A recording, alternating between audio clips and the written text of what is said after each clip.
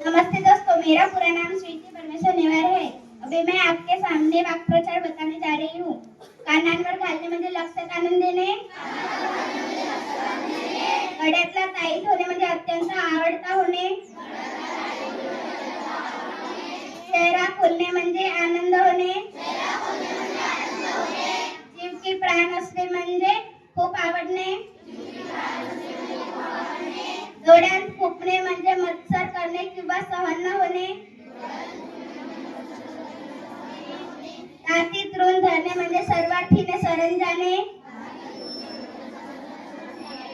हात टेकणे म्हणजे लाईलाजाने शरण येणे, नाक उडवणे म्हणजे थट्टा किंवा उपवास करणे, पाय मोकळे करणे म्हणजे फिरायला जाणे, अन्नात जागणे म्हणजे उपकार स्मरणे, उर भरून येणे म्हणजे गदगदून जाणे,